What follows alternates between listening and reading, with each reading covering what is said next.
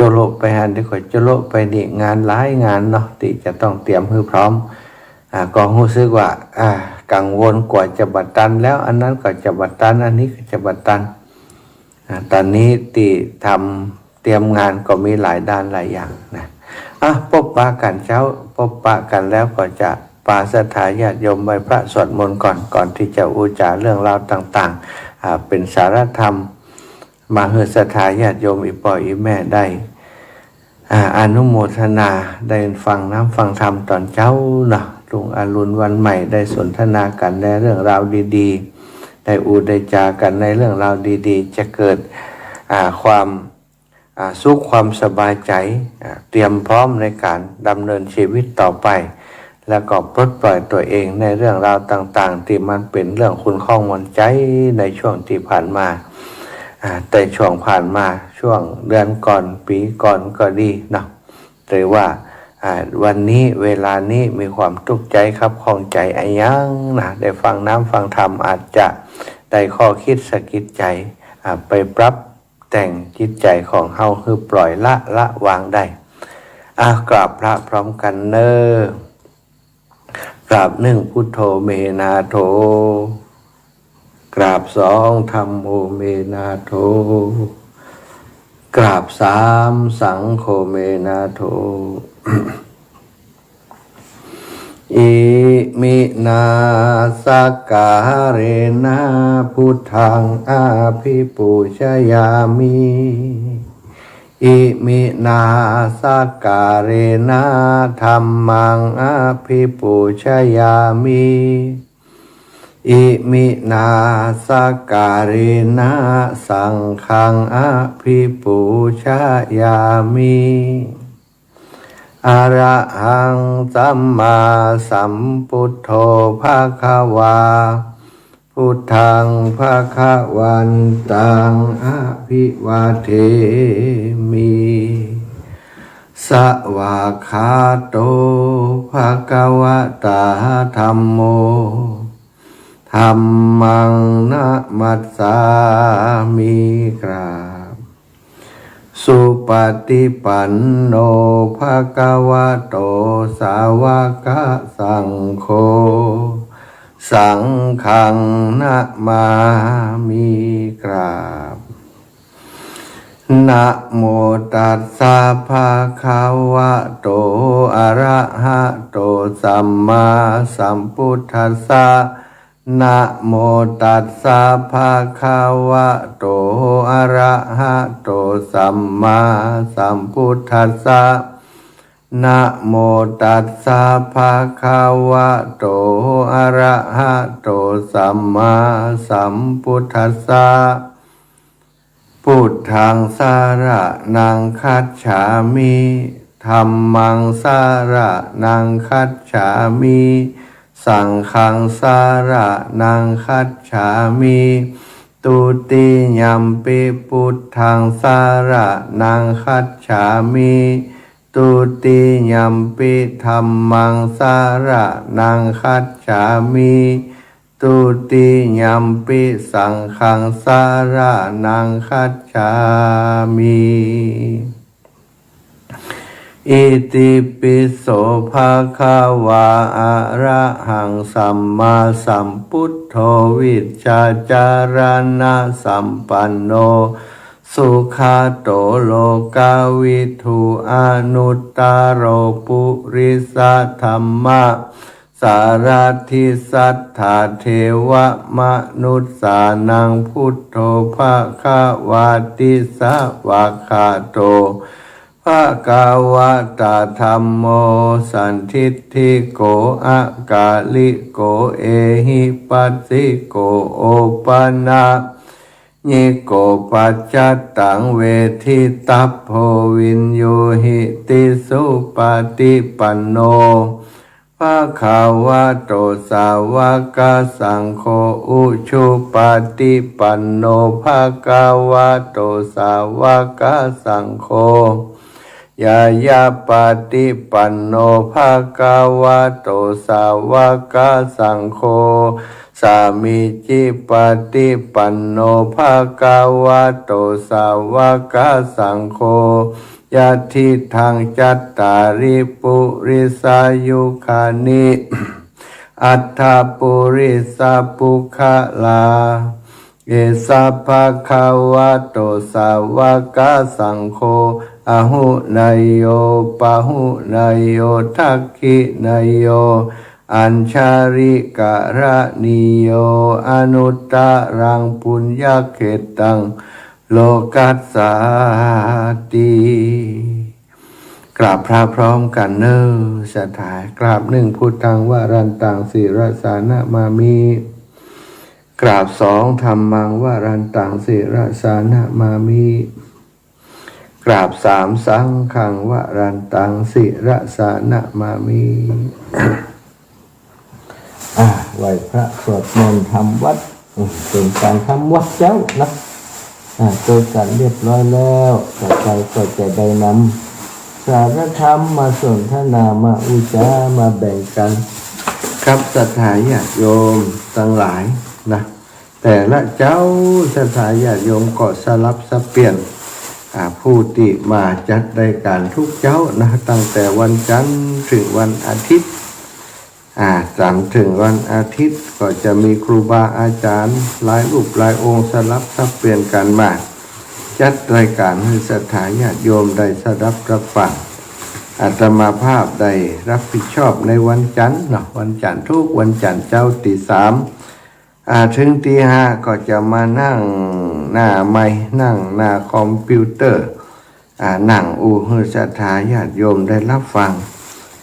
บางช่วงบางเวลาก็จะเปิดสายให้ศรัทธาญาติโยมได้โทรเข้ามาในรายการได้มามาจากันเนาะแจ้งผลการรับฟังก็ดีเพราะว่าจะเป็นเรื่องเล่าหรือว่าจะมีข้อคิดสะกิดใจข้อเตือนใจที่อาตมาไปแล้วก็มีข้อคิดสำหรับญาติโยมก็ได้ได้จาส่งเป็นเสียงมาแลกเปลี่ยนกันก็มีนะก็ส่วนใหญ่ก็จะให้เวลาศรัทธาญาติโยมในช่วงของท้ายชั่วโมงแต่ละชั่วโมงประมาณ10 นาทีพ่อง15 นาทีพ่อง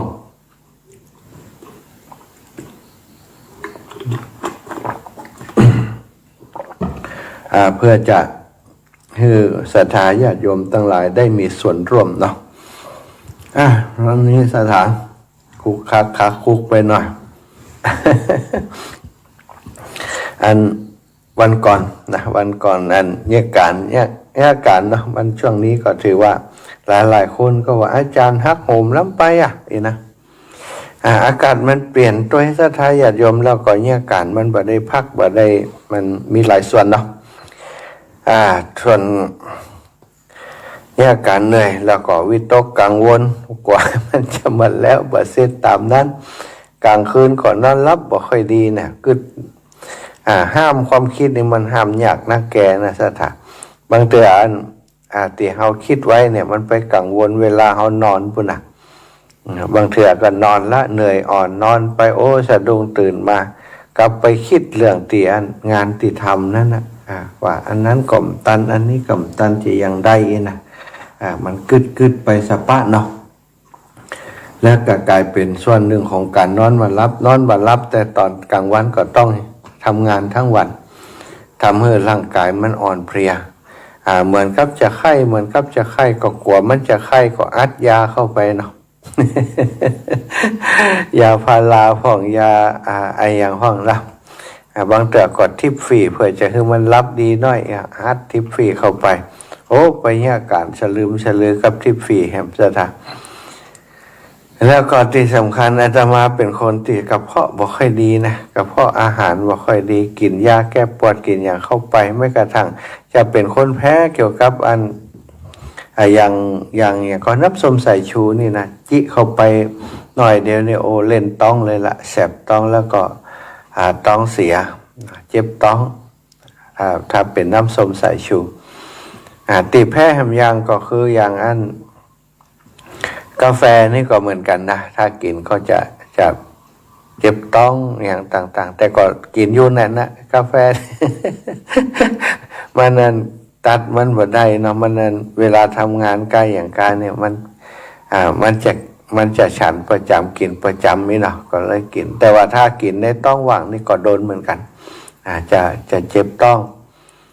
ช่วงใดที่ฉันยาแก้ปวดฉันยาอย่างนี้ก็จะมีปัญหากับต้องกับไส้นะ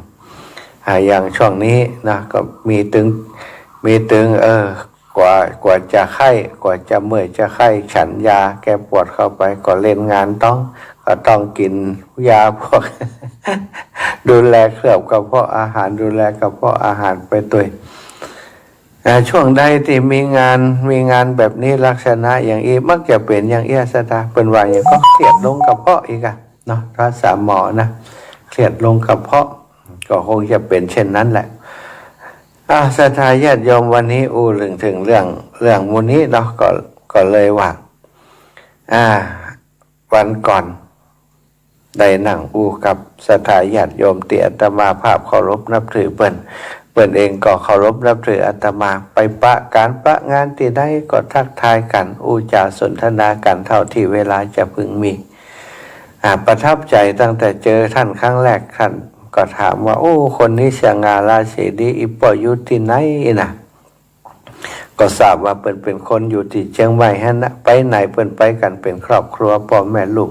ถ้าตกวันเสาร์วันอาทิตย์ก็จะไปไหนสะดวกหน่อยนะลูกเปล่าเปิ้นปาไปส่งพันไปส่งนี่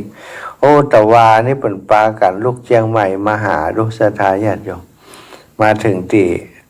วัดบรรพตสถิตมาแอวหาอาตมาภาพ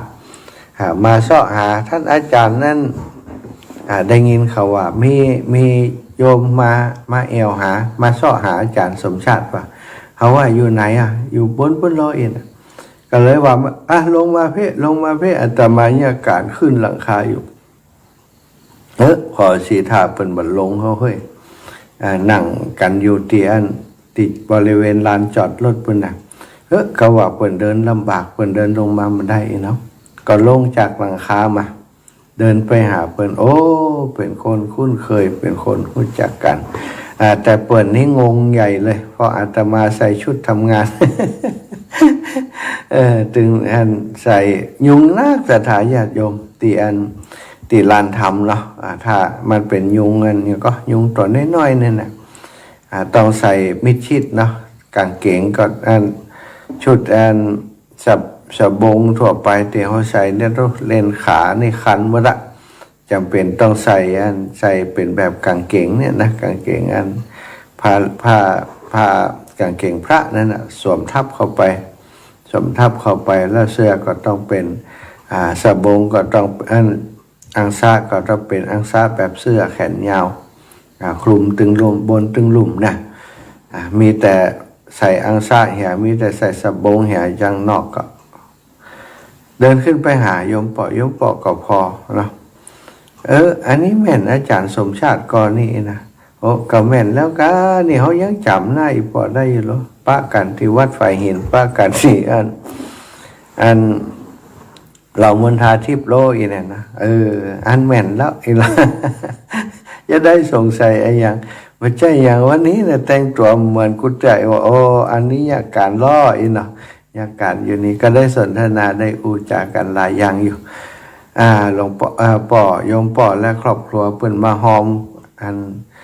ช่วยเหลือปู่ตัวนอนศรัทธาพ่อปู่ตัวนอนที่วัดบรรพตสถิตเนี่ยเนาะที่ลานธรรมเนี่ยปกติมันเป็นร้านโล่งๆเนี่ยสถานแล้วก็มีลูกลังของมีหินบล็อกป๊อกแป๊กนะมันเดินลำบากแล้วอีกอย่างหนึ่งก็คือใบไม้ร่วงเนี่ยเวลาจะกวาดจะเป่ามันก็ลำบากเองครับท่านอาจารย์ก็เลยท่านอาจารย์พระมหานพดลก็เลยมีโครงการปู่ตัวนอนนะปู่ตัวนอนเพิ่นก็สร้างตัวนอนสร้างอย่างมาแล้วล่ะนะแต่อาตมาก็ประกาศออกไปเพื่อให้สัญชาติญาติโยมได้มีโอกาสร่วมบุญตัวนอนตกตัวละ9 บาทนี่นะหลายท่านเพิ่นก็มาให้มาหอมจะได้เป็นกาปัจจัยเพิ่มเติมตัวนอนอาจจะได้มาเพิ่มเติมแหมนี่นะติได้มีอยู่แล้วก็ส่วนหนึ่งถ้าศรัทธาญาติโยมเป็นหายหอมก็จะได้มีตัวนอนปูให้มันเต็มลานธรรมตอนนี้ก็มีหลายท่านหลายทนเข้าใจก็ได้มาร่วมบุญปู่ตัวนอนตัวแต่ว่าโยมพ่อและครอบครัวเพิ่นก็มาร่วมบุญปู่ตัวนอนตัว คณะของเปิ่นก็มากัน3-4 คนเนาะเปิ่นร่วมบุญปูตัวนอนด้วยแต่ว่านี้ก็ได้อู้จากันหลายเรื่องหลายเล่าแล้วก็ไปพอดีว่าเสร็จจากอู้จากันที่หั่นเปิ่นจะกลับก็ว่าอีพ่อไปแอวพอเตียนกุฏิที่เฮาอยู่แล้วก็ที่เฮาไปพัฒนาว่าเป็นอย่างไดเนาะไปแอวพอสักกลับก่อนที่จะไปที่อื่นไปแอวที่อื่นไหนๆก็มาแล้วไปแอวคือมันได้หู้ได้หันที่อยู่ที่กินของอาตมาภาพว่าอยู่ยังได้อยู่ที่ไหนยังได้วันหลังจะได้มาแอวแฮมจะได้มาถูกกับปาเปิ่นลงมาที่กุฏิที่พักเนี่ยสถานเตียตมาจัดรายการอยู่ในขณะนี้ก็มีเวลาได้นั่งอู้จากันที่ศาลาเพิ่มเติมแฮมก็มีเรื่องหนึ่งเป็นข้อที่อยากจะนำมาเป็นหัวข้อสนทนากันในวันนี้เนาะอู้กับโยมปอเพิ่นว่าโอ้โยมปอหน้าตาอีปอนี่อิ่มบุญนะถ้าเป็นตู้เจ้านี่จะปารมีดีนะเปี่ยมด้วยเมตตาเนี่ยหน้าตาผ่องใสอู้กันไปสักจำลำเนี่ยโยมปอก็ว่าท่านอาจารย์จริงๆแล้วเนี่ยผมมีปัญหาอยู่เรื่องหนึ่งถ้ามีเรื่องเดียวคือผมนอนบ่หลับเป็นอย่างนอนบ่หลับป่ะหน้าตาอย่างอีนอนบ่หลับกะคือทุกครั้งที่นอนเนี่ยมันจะมีหั่นเรื่องที่มากวนใจทำให้ผมได้คิดถึงเรื่องที่ผ่านมาในอดีตเรื่องหนึ่งที่มันคิดแล้วมันบ่ม่วนใจก็คิดต่อก็ฟังว่ามันเป็นเรื่องอย่างเปิ้นก็เล่าให้ฟังเปิ้นก็เล่าให้ฟังย่อๆพอสังเขปนะก็มีเหมือนครับมีปัญหาครับเจ้าหน้าที่มีปัญหาก็เปิ้นอีกนะก็คือเกี่ยวกับการจราจรเนี่ยนะห้องเปิ้นจอดแล้วก็เอาใบขับขี่พอใบขับขี่เปิ้นแล้วยึดใบขับขี่เปิ้นแล้วก็ตั้งข้อหาเปิ้นว่าทำผิดกฎจราจรฝ่าไฟแดงว่าเปิ้นว่าเปิ้นได้ผ่ารถไฟแดงที่ไหนว่าต้องมาเถียงมีกล้องวงจรปิดนี่อยู่นี่แต่ดึงคือหนึ่งว่าจะบสุภาพกิริยาอาการที่ทำก็เปิ้นบสุภาพดึงใบขับขี่จากมือไปคือบอกขอดีๆสถาญาติโยมจริงๆแล้วการขอดูใบขับขี่นี่ก็ต้องขอโดยมารยาทที่งดงามนะแต่ในเวลานั้นน่าจะเจ้าหน้าที่เปิ้นอาจจะหัวเสียจากที่ไหนตั้งใดมาก้าอย่างไรก็แสดงอำนาจแสดงบทบาทที่ประมาณว่าข่มขู่ทำให้เปิ้นคือตกตะลึงตกใจแต่ก็ไม่ได้ว่ายังได้เนี่ยยังไปนักกว่านั้นแต่เป็นสิ่งที่เปิ้น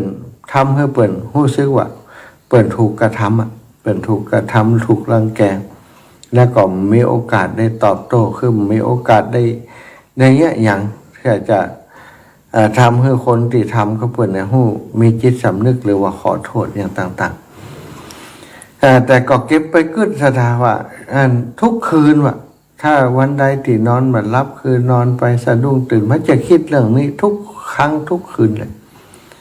มันเป็นความรู้สึกที่ฝังใจมาเป็นเวลาหลายปีนะเป็นเวลาหลายปีแล้วเป็นเวลาหลายปี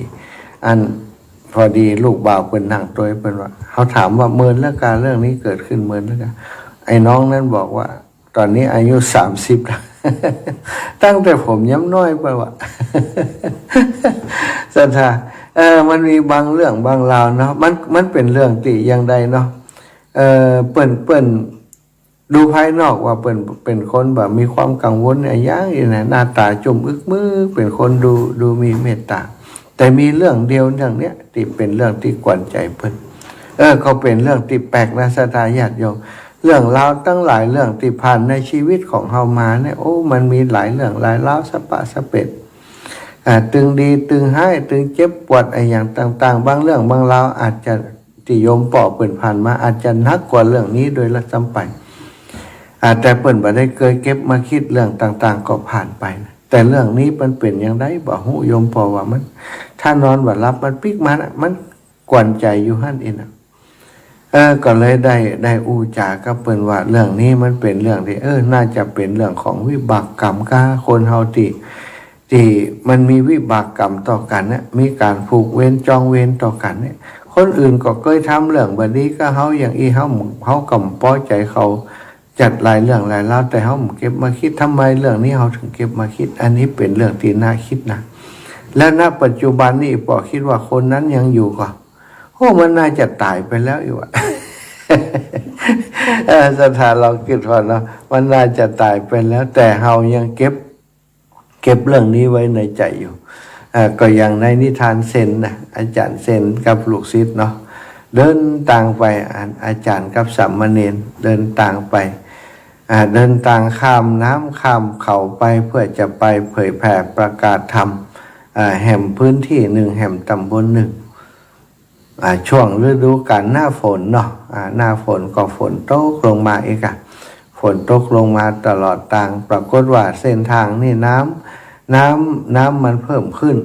น้ำมันเพิ่มขึ้นทางสมัยก่อนมันมีขวาข้ามมีสะพานต้องลุยน้ำข้ามไปนะหลวงพ่อกับสามเณรเป็นปวดใจเนาะก็ข้ามสะดวกอยู่พอดีมีโยมแม่หญิงคนหนึ่งจะเดินทางข้ามน้ำไปเหมือนกันแม่หญิงก็ยังว่าหน้าสตาชุดเสื้อผ้าหน้าผมอย่างต่างๆมันพลุงพลังเนาะข้ามไปนี่โดยน้ำหนักของผ้ากายอย่างคาดโดนน้ำเนี่ยปัดก็อาจจะไหลไปโดยน้ำก็ได้แม่หญิงคนนั้นก็เก้กังอยู่อันหิมตาน้ำบักกาข้ามไป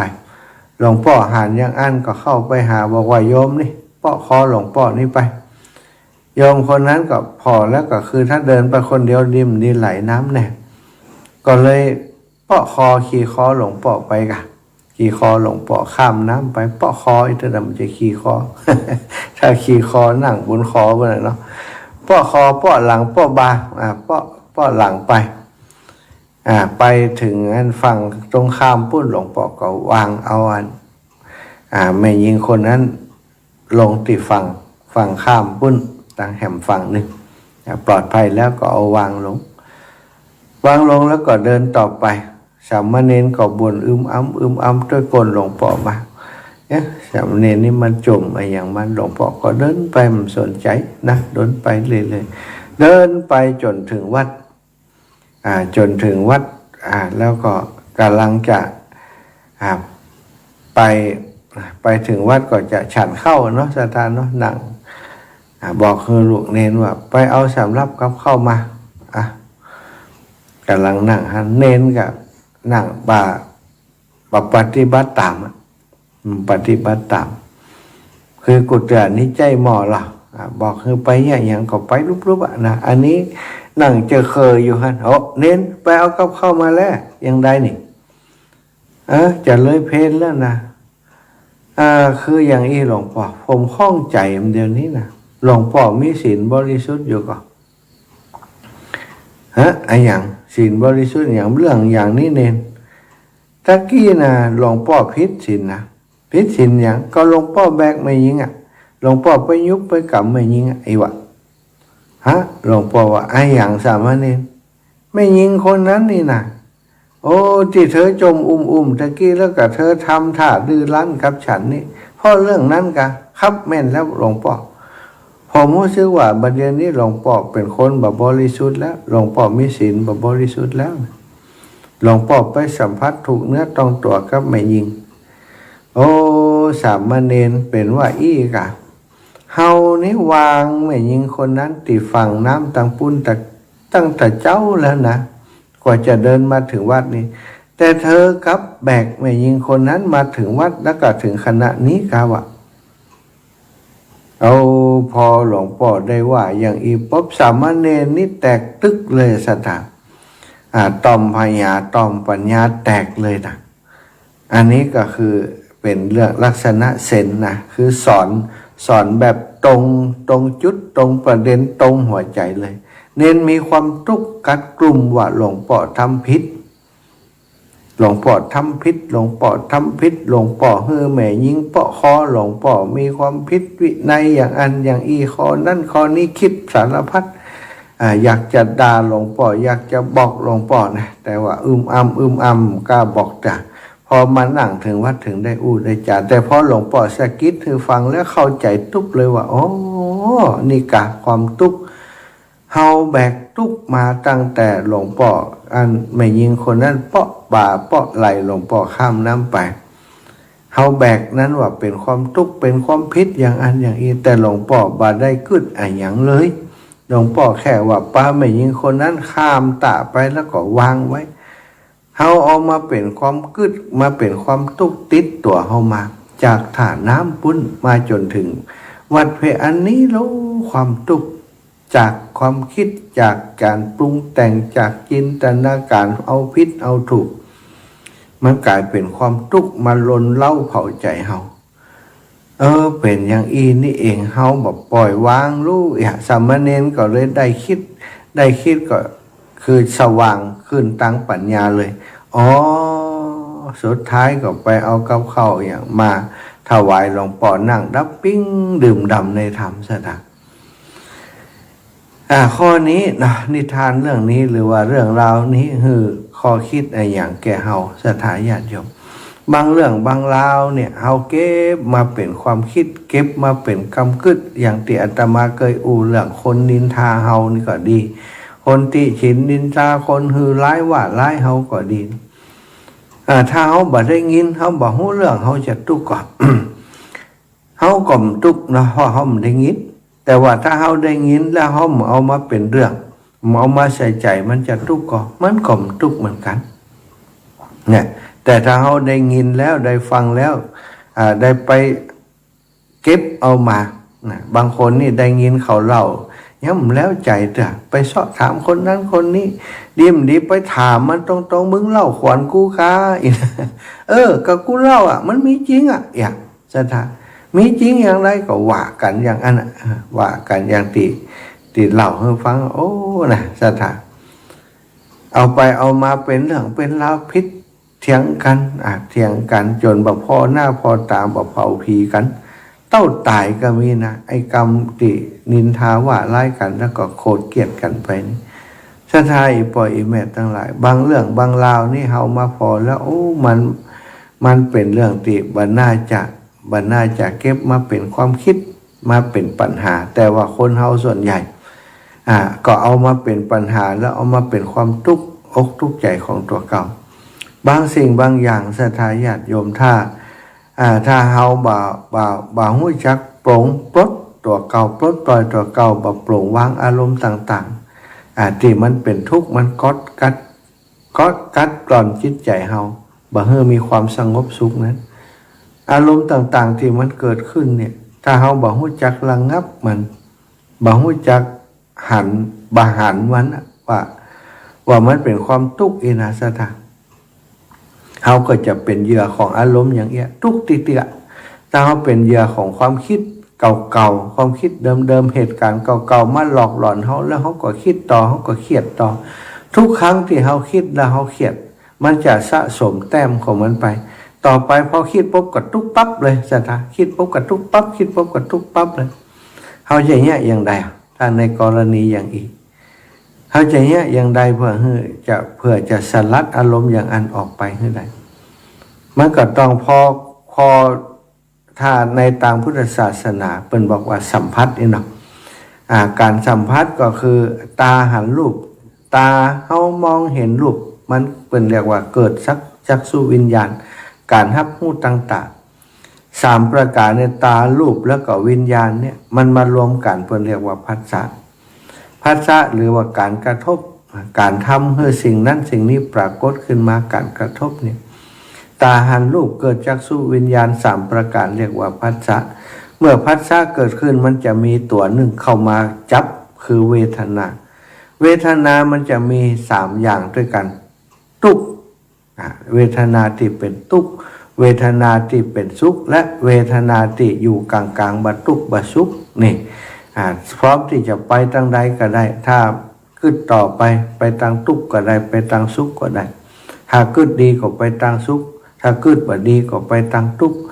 ถึง2อย่างถึง3อย่างเนี่ยศรัทธาญาติโยมอารมณ์ถึง3อย่างนี้ รบกวนจิตใจของคนเฮาทุกวันนี้นะบางคนนี่อย่างที่ว่า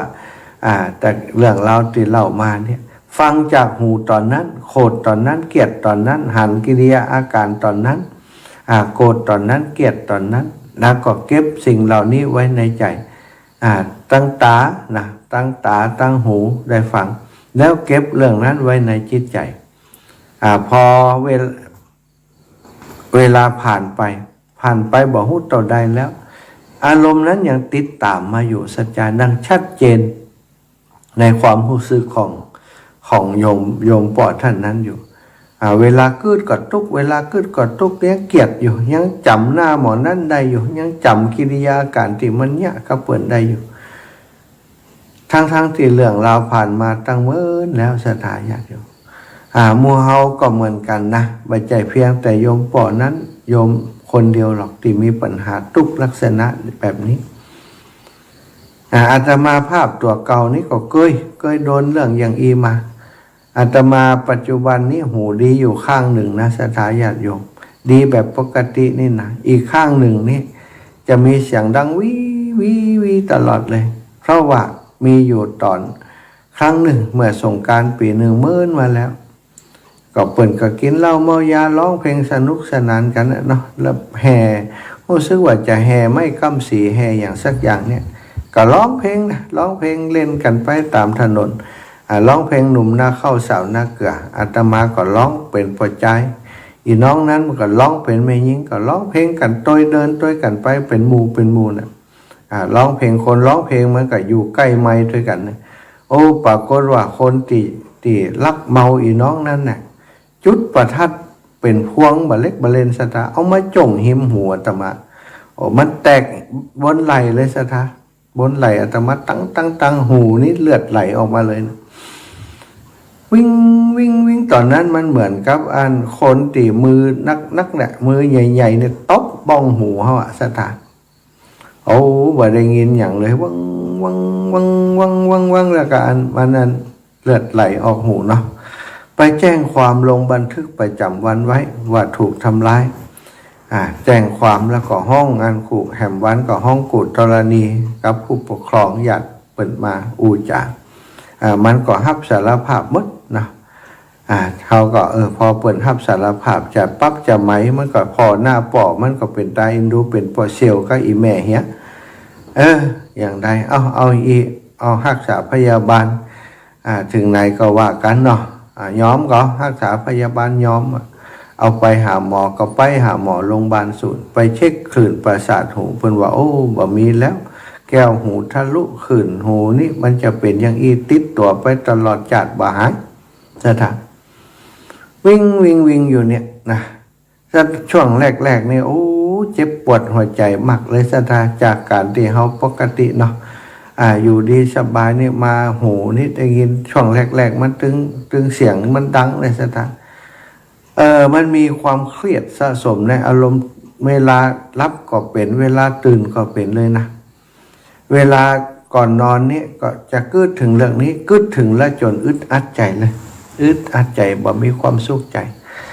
กึดแผ่วอยากจะฆ่าเขาบุญนะสตาอยากจะฆ่าอยากจะทำร้ายชีวิตเขาอยากจะสะบัดสะเปดแต่กึดไปเฮาว่าเฮาทำไมเป็นคนอย่างอีเรื่องนี้กลับกลายเป็นว่าเรื่องมาทำร้ายเฮากรรมแบบเดี๋ยวนี้เนาะ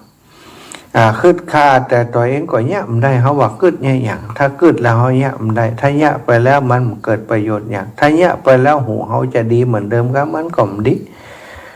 มันเป็นสิ่งที่เกิดขึ้นแล้วต้องอยู่กับมันให้ได้จะแยะอย่างไรโอ้สถานญาติโยมกว่าจะถอนความรู้สึกนั่นได้กว่าจะวางอารมณ์ได้แรกนี่หันหน้ามันถึงไข่ย้ำนะ ระยะหลังมาก็จากการที่เขาปล่อยวางให้อภัยว่าเขาอาจจะเป็นเวรเป็นกรรมจัดก่อนอาจจะไปทำร้ายเขาอย่างเอียนกึดไปอย่างนั้นนะกึดไปถึงว่าจัดก่อนปะนะถ้าเขาบอกกึดอย่างอันมันก็สะสมแต้มอันความเครียดแค้นในจิตในใจเขาติ๊กกึดไปแบบนั้นก็ทำให้ผ่อนคลายไปเรื่อยๆผ่อนคลายไปเรื่อยๆปัจจุบันนี้คนที่เนี้ยนั้นมันก็ตายไปแล้วนะตายไปแล้วล่ะ ก่อนมันจะตายมันก็เป็นคนดีอยู่เนี่ยมันก็เลี้ยงป่อเลี้ยงแม่เขาก็มันก็มีบุญอยู่หรอกมันเลี้ยงป่อเลี้ยงแม่มันแต่มันก็ตายไปแล้วเนี่ยศรัทธาญาติโยมถ้าสมมติว่าอาตมาเก็บความแค้นเก็บความเขียดนั้นไว้ปัจจุบันนี้ถ้าวิอยู่ในหูนี่ก็คิดถึงมันก็จะจังมันอยู่หันจังมันอยู่หันไผ่เป็นคนจังเฮากะเนาะอารมณ์ที่มันเกิดขึ้นเนี่ยชุดเหนี่ยวลังว่ามีเฮามีเขาเนี่ยความจริงเหตุการณ์นั้นมันจบไปแล้วเนี่ยมันจบไปแล้วสิ่งที่ได้มาติดตัวเฮาก็คือบาดความอาการที่เฮาบาดเจ็บเฮาอาการที่เฮาได้เสียโสตประสาทด้านนี้แก้วหูทะลุเมื่อก่อนนี้อาตมาดำน้ำอาตมาหุ่มดำน้ำหรอไปเป็นฆราวาสเข็นฆราวาสสมัยก่อนนี้ไปตอดแหกาเนี่ยอย่างกาเนี่ยดำน้ำเอาป่าม้วนซะท่ะพอโดนอย่างอีแก้วหูทะลุแล้วดำน้ำบัดใดเลยนะพอน้ำเข้าหูนี่มันจะเป็นเรียกว่าเป็นหนองนี่เนาะเป็นหนองเป็นนี่หูจะน้ำเข้าหูข้างนี้บัดใดเลยจะมีจะอักเสบขึ้นมาแล้วก็ทรมานก็เลยบัดได้ดำน้ำเลยจากคนที่ชอบดำน้ำก็เลยมันได้ดำน้ำได้น้ำนี่ต้องระวังอาบน้ำกายอย่างการนี้ห้ามเข้าหูคนสาดน้ำปีใหม่ต้องเอาอย่างมาอุดหูไว้เนี่ยศรัทธาญาติโยมอยู่กับความทรมานแบบนี้นะแต่อาตมาบัดได้ตุกใจแล้วนะบัดได้ตุกใจเป็นความเครียดแค้นชิงชังอย่างเขาคิดว่ามันเป็นกรรมมันเป็นกรรมของเขาชีวิตเขาก็เดียวนะก็เดียวเขาก็ต้องจากไปเหมือนกัน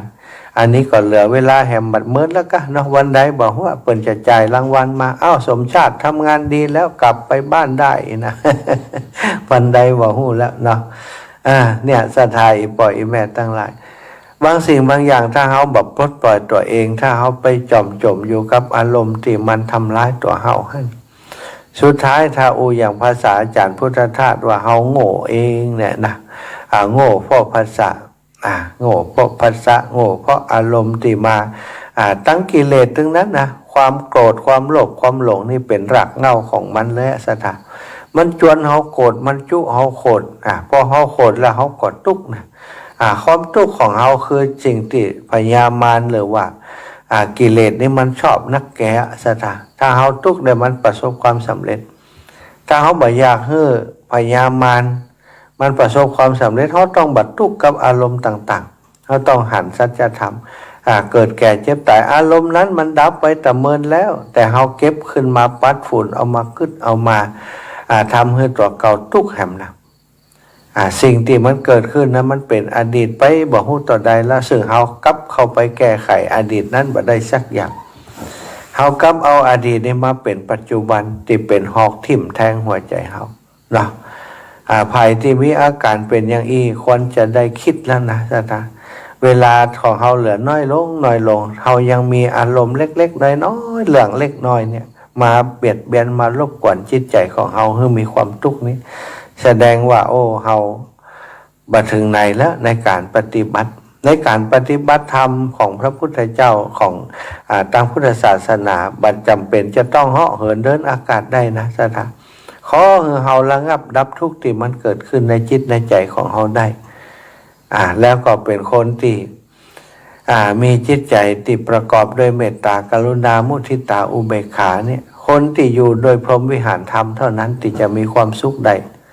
ถ้าเขาบ่อยู่โดยพรหมวิหารธรรมได้เนี่ยศรัทธาญาติโยมเขายังขาดความเมตตาขาดความกรุณาขาดมุทิตาขาดอุเบกขาเขียดแค้นชิงชังอยู่นี่แสดงว่าเขาอยู่ในยังถูกพยามารใช้งานเขาอยู่คือเขาประสบแต่ความทุกข์ตลอดเวลาถ้าเขาต้องการความสุขไม่ไผ่คือเขาได้ตัวเนอะศรัทธาอย่างอาตมานี่คนที่ปลดปล่อยศรัทธาญาติโยมได้ถ้าเขามีความทุกข์อย่างนี้ก็คือตัวเขานั่นแหละปลดปล่อยด้วยวิธีใดก็โดยวิธีที่มีเมตตาต่อตัวเก่าเขาทุกข์กับเรื่องนี้มาต่อใดแล้วเขายังบ่อินดูตัวเก่าเถอะกะเขาจะบัดถ่ายถอนอารมณ์ตัวนี้ออกจากตัวเองเถอะกะถ้าเขาบัดถ่ายถอนเขาก็ทุกข์อยู่อย่างนั้นศรัทธาเหมือนกับว่าหนามปักอยู่แล้วเขาตื้มเอาออกเองนะวันดีคืนดีก็ยู่น้ำแหมวันดีคืนดีก็ยู่มันแหมมันก็เจ็บติ๊ก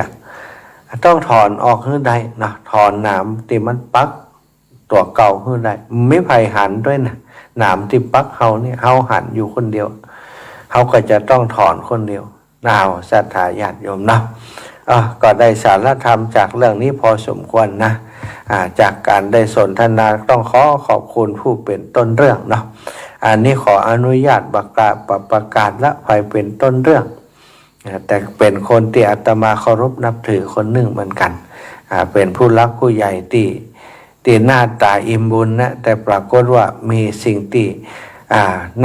น่าแปลกใจว่าโอ้มีอารมณ์อย่างอีในใจอีปอตุยกายอีนะอีปอว่าถ้าเรื่องนี้มันถ้ามีเรื่องนี้อีปอสบายที่สุดนะถ้ามีเรื่องนี้มันต้องมีอีเรื่องอื่นนะอีปอ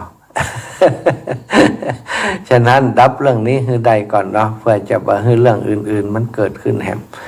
แต่ดูแล้วจากการสนทนากันตะว่าอีปอก็เข้าใจพอสมควรแต่เรื่องนี้ไม่ใช่เรื่องง่ายซะท่าถ้ามันเป็นเรื่องง่ายมันบัดติดตัวเปิดมาถึงบัดเดียวนี้เนาะศรัทธาญาติโยมชั่วโมงนี้นี่เปิดสายบัดได้แล้วก็เนาะอันตี3:55:56แล้ว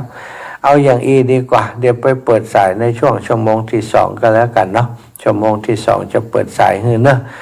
ตอนนี้ขออนุญาตพักเบรกสักคำศรัทธาญาติโยมได้ฟังเพลงเพลงธรรมะสักเพลง2เพลงเนาะเตือนเถิดทุกท่าน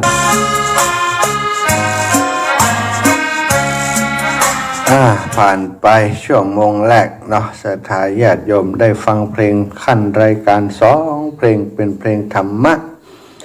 ส่งเสริมการปฏิบัติทานศีลภาวนาเนาะ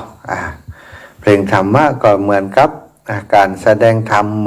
มือนกันเนาะศรัทธาญาติโยมเป็นความบันเทิงใจในธรรมบันเทิงในธรรม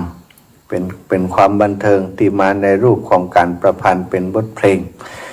ตื่นเถิดทุกท่านก็ดีใส่บาตรรับอรุณก็ดีเป็นเพลงดีมากๆเนาะฟังแล้วได้กำลังใจในการประพฤติวัดปฏิบัติธรรมทานศีลภาวนาพบกันชั่วโมงที่2ธรรมะสวัสดีกับศรัทธาญาติโยมเฒ่าแก่โยมพ่อโยมแม่ทั้งหลายตลอดถึงแฟนรายการทุกเพศทุกวัยที่ฟังรายการอยู่ในขณะนี้จากหลายที่หลายแห่งเชียงใหม่เชียงรายพะเยาแปะน่านนะไปถึงหลายที่ลำปางดักแซบ เนื่องจากว่าอันไฟดับตะวันนะไฟดับแล้วก็คอมพิวเตอร์มันบริสตาร์ทเปิ่นแปลงไฟซะท่าแปลงไฟทั่วในพื้นที่อำเภอเมืองทำให้ไฟดับแล้วทีนี้พอไฟดับแล้วบ่มีไผไปรีสตาร์ทหรือว่าเปิดคอมพิวเตอร์ใหม่มันก็ทำให้ตอนนี้สัญญาณเสียงที่จังหวัดลำปางสถานีปิดอยู่ท่านอาจารย์พระมหาอมรท่านไปเข้าวิปัสสนากรรมฐานในโครงการวิปัสสนากรรมฐานของวิทยาลัยสงฆ์นครลำปางติวิทยาลัยสงฆ์ก็ประสามารถจะออก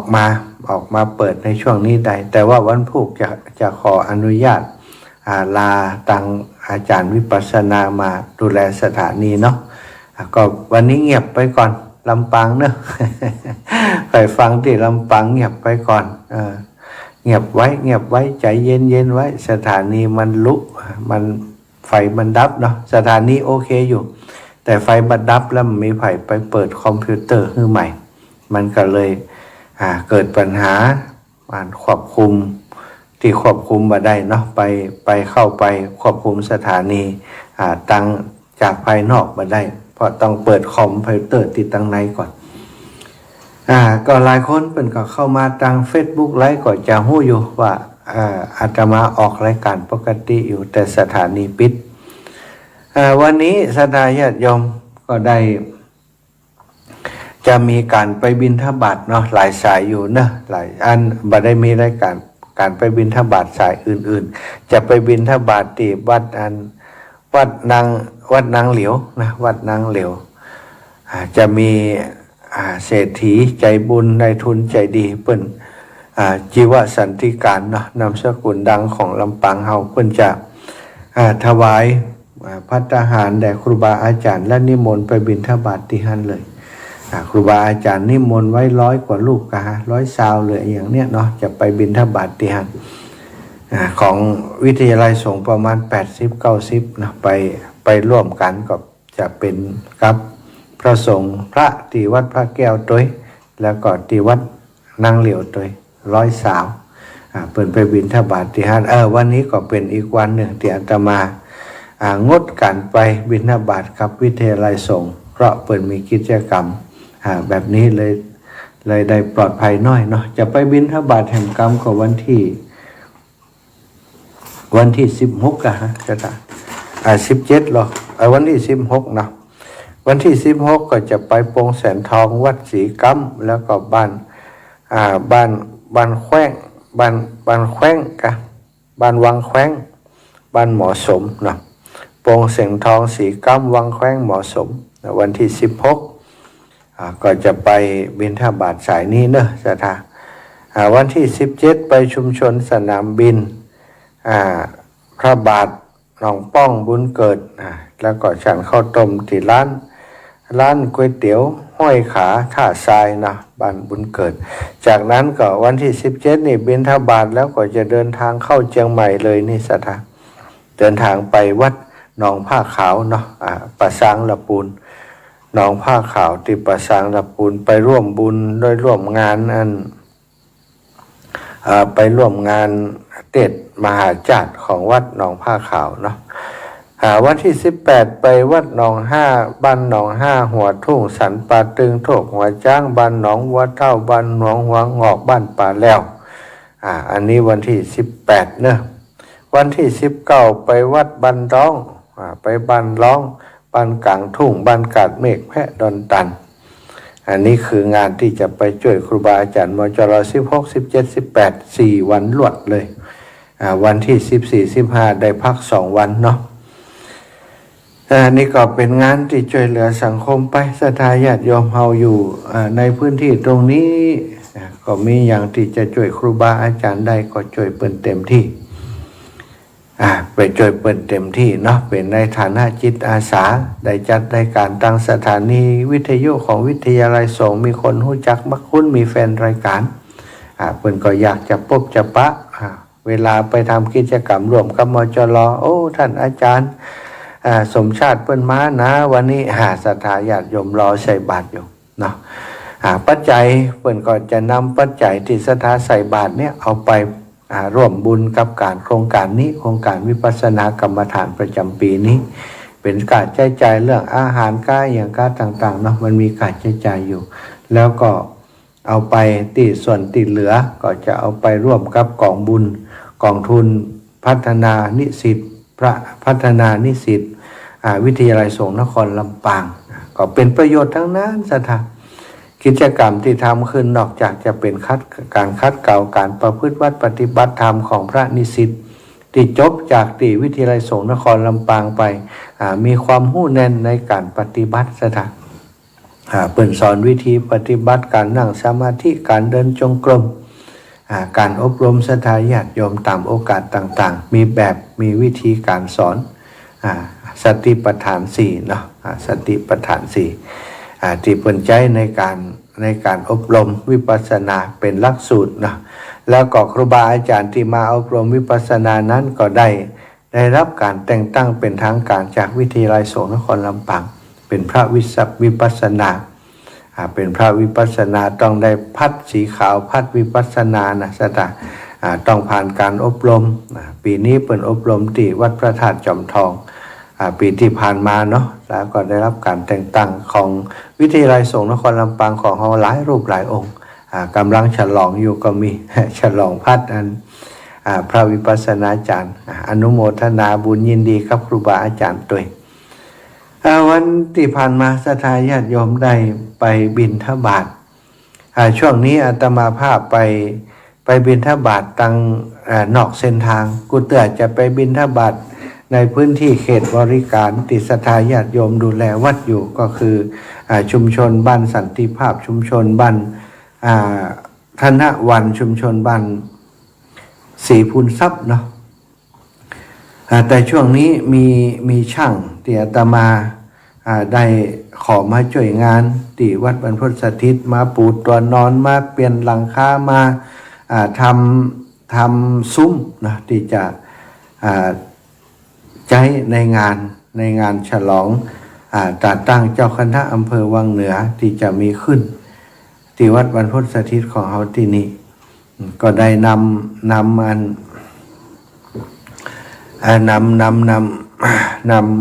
ศาลามาทำงานศาลาเอามาจากเมืองปานก็มีเนาะที่เปิ่นอยู่บ้านไกลบ้านเคียงนี่เปิ่นมาช่วยก็มีไปขอมาจากแม่ทาสได้1 คนมาช่วยแปลงซุ้มเปิ่นเป็นผู้ที่มีฝีมือฝีมือในการทำงานไม้ไผ่ก็มาช่วยเจาะหูเจาะอะไรยังนะใส่ทำโครงของซุ้มต่างๆเปิ่นมาช่วยงานอยู่หลายวันกันละเนาะก็กล้าว่าโดยแรงงานชุดนี้ก็คงจะอยู่ช่วยกันจนเสร็จงานเพราะมันมีงานหลายอย่างที่จะต้องทำในช่วงที่เปิ่นทำงานถ้าไปบิณฑบาตแถวชุมชนที่2 แห่งที่ว่าอาหารมันบ่พอที่จะดูแลกันซะท่ามันจะต้องทำอาหารเพิ่มแถมอยู่เนาะแล้วก็จะมาทำเองมันก็เสียเวลาทำการทำงานก็เลยได้ไปบิณฑบาตตั้งรอบนอกที่แฟนรายการเปิ่นสะดวกจะให้ไปนะก็ส่วนใหญ่ก็จะประสานงานกับโยมแม่ต่างๆแล้วก็แจ้งให้เปิ่นแล้วก็ได้เดินทางไปวันที่ผ่านมานี่ได้เดินทางไปที่บ้านห้วยฮีไปเปิ่นนิมนต์อาตมาภาพที่บ้านแม่หมอนเตรียมบุญฟูบ้านห้วยฮีศรัทธาญาติโยมพี่น้องบ้านห้วยฮีก็มาปากันมาใส่บาตรที่หั่นศรัทธาหลายท่านหลายคนเปิ่นได้ถวายปัจจัยมาตัวนอกจากใส่บาตรเข้ากับป่าเรียบร้อยเปิ่นก็ถวายปัจจัยมาร่วมบุญในงานฉลองตาตั้งของท่านอาจารย์พระมหานพดลสุวรรณเมธีตัวเรื่องการน้ำกับไฟตัวอย่างต่างๆเนาะก็ขอจนชั่วโมงนี้ขอประกาศให้รับทราบเนอะเด็กหญิงมณพรแก้วคำทำบุญวันเกิดตะวานี้หลานสาวหลานน้อยเนาะน้องเด็กหญิงมณมนแก้วคำเนี่ยเปิดมาทำบุญวันเกิดทำต้มไก่มาหม้อ1นะมาเลี้ยงคนงานก็ต้องขออนุโมทนาบุญกับครอบครัวของเด็กหญิงมณพรแก้วคำเนอะมาทำบุญวันเกิดเปิ่นอุทิศไปฮือตาเปิ่นปตาแสนยศนะแล้วแม่นันสมบูรณ์บันห้วยฮีร่วมบุญมา1 ซองแม่หมอนเตรียมบุญฟูร่วมบุญมา1 ซองแม่ยวงแก้วจุไรหอมกระเป๋า100 บาทพี่น้องห้วยฮีแม่ยวงแก้วจุไรหอมย่าม100 บาทบันห้วยฮีแม่ยวงแก้วจุไรหอมตู้เล็ก100 บาทพี่น้องห้วยฮีแม่ยวงแก้วจุไรหอมตู้จีน100 บาทบันห้วยฮีแม่บัวคุยฟั่นแก้วนายนิคมนางสุวรรณีฟั่นแก้วบันห้วยฮีเอาถุงย่าม1 ใบ350 บาทป้อมูลแม่จันแก้วอุดเลิศบ้านศรีดอนชัยร่วมถวายเป็นก้านน้ำกาไฟมาป้อมูลแม่จันแก้วอุดเลิศบ้านศรีดอนชัยเอาถุงย่าม1 ใบป้อมูลแม่จันแก้วอุดเลิศบ้านศรีดอนชัยหอมรอบลงทาน1 ซองแล้วก็แม่ปราณีชัยวงศ์แม่แสงแก้วกาใจแม่ลำดวนหอมโต๊ะจีนด้วยกันมา1 โต๊ะแม่ปราณีชัยวงศ์แม่ลำดวนแม่แสงแก้วกาใจเอาถุงย่าม3 ชุดแม่ลำดวนศรีชัยวงศ์ค่าน้ำกาไฟแม่มณีสมบูรณ์ถวายท่านมหาแม่พองศรีบุญฟูถวายท่านมหานายสมชายแสงแก้วกาใจนางแสงแก้วกาใจทันตแพทย์หญิงอาริยากาใจนายอาทิตย์นางอรทิวาเด็กชายศิระดนัยกาใจบ้านศรีดอนชัยต้นธงชัยร่วมบุญโต๊ะจีน1 โต๊ะพ่อสมชายแม่แสงแก้วกาใจพร้อมครอบครัวศรีดอนชัยร่วมบุญสถานีวิทยุนะนี้เดี๋ยวจะมอบให้น้องแอมเด้อพ่อสมชายแม่แสงแก้วกาใจพร้อมครอบครัวบ้านศรีดอนชัยต้นธงชัยร่วมบุญพระมหาสมชาติแม่ชื่นพานทองรัตน์บ้านศรีดอนชัยร่วมบุญโต๊ะจีน200โยมอัมพรโยมอัมพวันนะอัมพวันดวงมณีร่วมบุญมา1 ซองแม่บัวเลียวคัตตระกูลถวายโต๊ะจีน1 ซองแม่บัวเลียวคัตตระกูลถวายมหาสมชาติแม่บัวไข่คัตตระกูลบ้านห้วยฮีถวายร่วมบุญมา1 ซองแม่นิตยาแม่บัวเลียวปันท่าสื่อบ้านห้วยฮีร่วมบุญมา1 ซอง แม่บัวรองขัดจรคำบ้านศรีดอนชัยถวายค่าน้ำกับไฟแม่แก้วสุดสิทธิกุลนะร่วมบุญมา1 ซองแม่ทวนใจกล้าก็ร่วมบุญมา1 ซองแม่สวิงมหามิตรเอาย่าม1 ใบ350 บาทนายทิวานางสาวปาวีนาติยบุตรบ้านห้วยหีร่วมบุญมา1 ซองนายทองนางนวลตาทรัพย์บ้านห้วยหีร่วมบุญมา1 ซองแล้วก็แม่ดวงจันทร์พินโยโรจนาพรเอาถุงย่าม1 ไผ่พี่น้องบ้านห้วยหี350 บาทอันนี้ซองนี้บ่ได้เขียนชื่อนะก็เป็นศรัทธาญาติโยมที่ให้หอมบุญมาในวันที่ผ่านมาแม่อัมพรปันธรสนี่วันก่อนแล้วก็มีหลวงพ่อท่านพระครูอุดมศิริทัศน์ได้รับเป็นเจ้าภาพสังฆทานชุดใหญ่1 ชุดจำนวน 3,700 บาทอนุโมทนาบุญครับหลวงพ่อใหญ่เนอะได้ร่วมบุญเป็นชุดมาแล้วก็มีศรัทธาญาติโยมที่มาจากตังเชียงใหม่เนาะมันได้ห้อมบุญมาพ่อไพบุญแม่จรูนปกปิงเมืองได้ร่วมบุญผู้ตัวนอน1,000 บาทแล้วก็ได้ร่วมบุญทั่วไปแห่ง100 บาทแม่ลำดวนเชื้อไทยถวายเจ้ากรรมนายเวรแม่ลำดวนเชื้อไทยถวายบุญค่าน้ำค่าไฟอนุโมทนาบุญกับสถานาบุญทุกท่านทุกคนที่ให้หอมมาเนอะพี่น้องบ้านห้วยฮีตะวันนี้ถ้าจะอ่านชื่อจบหมดแล้วเนาะเพราะอ่านตะวันนี้ไปบิณฑบาตบางส่วนเพิ่นเอาใส่ในอย่างก็ในถุงหิ้วตีเป็นถุงใส่บาตรมานะก็บ่ได้เก็บออกหมดนะส่วนต่างขยมเพิ่นเก็บออกเพิ่นเอามารวมกันนี่ก็รวมหุ้นนะบ่ได้ถามเพิ่นเนาะเพิ่นยังรับอยู่ตอนนี้ ก็เป็นศรัทธาญาติโยมที่เปิดหอมบุญในงานฉลองตาตั้งเจ้าคณะอำเภอวังเหนือของท่านอาจารย์ใหญ่พระมหานพดลสุวรรณเมธีซึ่งจะมีขึ้นในวันที่27ศรัทธา28เดือนเนี้ยเนาะวันนี้วันที่15แล้วก็เหลือแห่งบักกี่วันนับถอยหลังติ๊กๆนะศรัทธายิ่งนับถอยหลังไปยิ่งกดดันคนทำงานคนงานก็มีน้อยนะ กดดันคนทำงานก็หวังว่าเวลาที่เหลือทุกอย่างจะเรียบร้อยทุกอย่างจะตันสำเร็จเสร็จสิ้นคนงานมีน้อยใจสอยประหยัดเนาะช่วงนี้ก็มีแรงงานจากต่างวัดจากต่างบ้านสันติภาพชุมชนสันติภาพตะวาโยมแม่สาลีพร้อมกับเป็นน้องกลุ่มแม่บ้านสันติภาพได้มาช่วยงานกันมาช่วยแปลงถืมซะนะมาสารถืมมาพาไม้แปลงถืมสารถืมกันแล้วก็ประธานชุมชนสันติภาพนะท่านประธานชุมชนสันติภาพก็มาช่วยก็เลยมอบภาระธุระว่าอีปอรับภาระธุระเป็นแปลงถืมเนาะวันเดียวนี้ถืมนี่เขาจะเอาติดตั้งตีจุดที่จะเป็นห้องทานซะนะจุดที่จะเป็นห้องทานจะมีถืมเห็นน้อยนึงเนาะแล้วก็จุดที่จังซอเปิ่นซอเนี่ยจะมีถืมเพื่อเปิ่นตอนนี้ก็จะแปลงเวทีจังซอก็ได้แปลงนะสถานเวทีจังซออย่างนี่มันมีหลายอย่างดีอยู่ที่จะต้องทำเนี่ยฉะนั้นการเตรียมงานนี่จำเป็นจะต้องรีบเร่งเพราะใกล้ๆมาแล้วเนี่ยโอ้จวนจำมานี่เอาบัดตันเนาะตอนนี้ดีจะต้องไปเสาะหาศาลามาแหมสักชุดมาช่วยช่วยมุงหลังคาที่มันยังบัดแล้วเสร็จเนี่ยลำพังอาตมาภาพนี่มันจะหล่นไปหล่นมาบัดแล้วสักเดือนศรัทธาญาติโยมที่ฟังอยู่ตั้งบ้านตั้งจองตั้งหลายอีปออีแม่ตั้งหลายอยากจะร่วมบุญในรายการที่จะมีขึ้นในวันที่27-28เนอะที่วัดบรรพตสถิตก็สามารถร่วมบุญกันได้จะเป็นเจ้าภาพตู้เล็กซึ่งมีอยู่150 ชุดเนาะตู้เล็กมีลิ้นจัก3 ชั้นนะศรัทธาราคาชุดละ 1,000 บาทมีอยู่150 ชุดตอนนี้ก็ได้ไปหลายชุดอันละ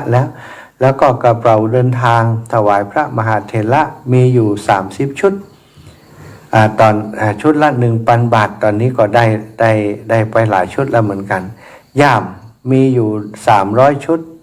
ย่ามนี้ราคาปูจาที่350 บาทนะแล้วก็มีโต๊ะจีน50 โต๊ะ นะซึ่งจะเอาถวายภัตตาหารเพลแด่พระสงฆ์เถระทั้งหลาย300 รูป2 วันสถาญาติโยม2 วัน50 โต๊ะก็วันละ25 โต๊ะเนาะโต๊ะ1,400 บาทเนอะโต๊ะจีนนะต่อแล้วก็จะมีโรงทานอย่างอื่นเนาะโรงทานน้ำตะวานี่มีสถาญาติโยมหอมน้ำดื่มมาเป็นโรงทานหลายท่านแล้วเนาะน้ำดื่มตอนนี้ก็ต้องการน้ำดื่มเนอะสถานน้ำดื่มที่จะเอามาใช้ในโรงทานจะใช้นักอยู่เหมือนกันเนาะแม่มอนเตรียมบุญฟูถวายน้ำ5 แพ็คแม่มณีสมบูรณ์2 แพ็คแม่บัวไข่คัตตระกูล1 แพ็คนายมนูนางติ๋มพิมพ์สัน1 แพ็คนะก็ถวายร่วมบุญกันมากุฏิจะมีวัดอันประตูต้นพึ่งนะวัดประตูต้นพึ่งเป็นเจ้าภาพมานะปีนี้ก็น่าจะมาอยู่ประตูต้นพึ่งเนี่ยโอ้ท่านหลวงพ่อเปิ้นจิตใจดีงามนะเปิ้นจะเอามาร่วมตลอดเข้าก่อนเมื่องานหลวงพ่อสีอองเนี่ยเปิ้นเอามาอยู่100 แพ็คนะ100 แพ็คแล้วก็งานที่อาตมาจัด 2-3 งานที่ผ่านมา50 ผ่อง100 ผ่องเนี่ยเอามาตลอดวัดประตูต้นพึ่งเนาะแล้วก็ของนิ่มซีเสงท่านปนานพนมเกียรติมักจะโทรมาประจำเวลามีงานใหญ่ต่างๆช่วงนี้ยังบ่โทรมาเตือนนะปนานพนมเกียรติ เป็นที่ปรึกษาของบริษัทนิ่มซีเสงสำนักงานใหญ่เนาะปนานถ้าฟังรายการอยู่เนอะถ้ามีเมตตาอยากจะร่วมบุญด้วยกันในคราวครั้งนี้ก็แจ้งมาได้เนาะปนานพนมเกียรติซึ่งเป็นที่ปรึกษาของบริษัทนิ่มซีเสงศรัทธาญาติโยมทั้งหลายอยากจะร่วมบุญรายการต่างๆจะเป็นตู้เล็กก็ดีกระเป๋าเดินทางก็ดีโต๊ะจีนก็ดีนะสามารถแจ้งมาได้ที่อาตมาภาพพระมหาสมชาติชาตปัญโย0808844173หรือว่าสะดวกจะจดเบอร์โทรท่านอาจารย์พระมหานพดลไว้ก็ดีเนอะสถานท่านอาจารย์พระมหานพดลสุวรรณเมธี086-586-7540นะ086-586-7540เนาะท่านอาจารย์พระมหานพดลสุวรรณเมธี086-586-7540โทรไปหาเพิ่นได้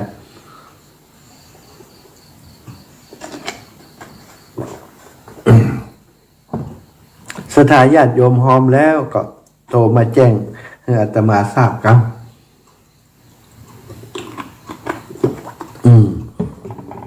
จะได้จดชื่อเสียงเรียงนามของศรัทธาไว้เนาะถ้าจะโอนปัจจัยเข้าบัญชีเนาะก็เป็นบัญชีของธนาคารกรุงเทพนะธนาคารกรุงเทพเลขที่บัญชี755-006-8667ธนาคารกรุงเทพเลขบัญชี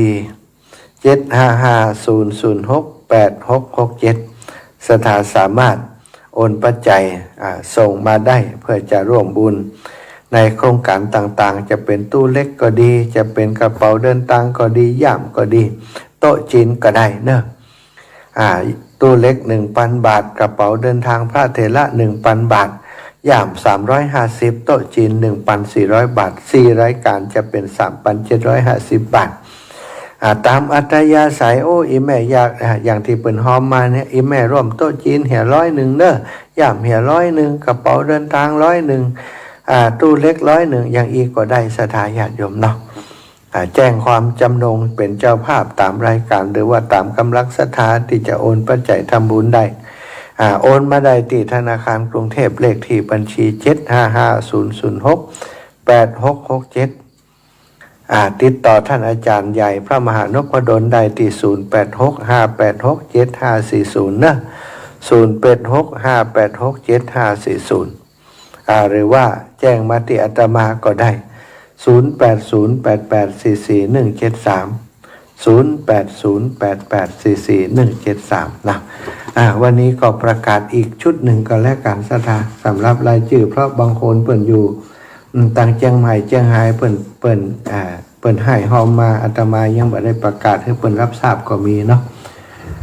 แม่คำแต้มโคมพร้อมครอบครัวเปิ่น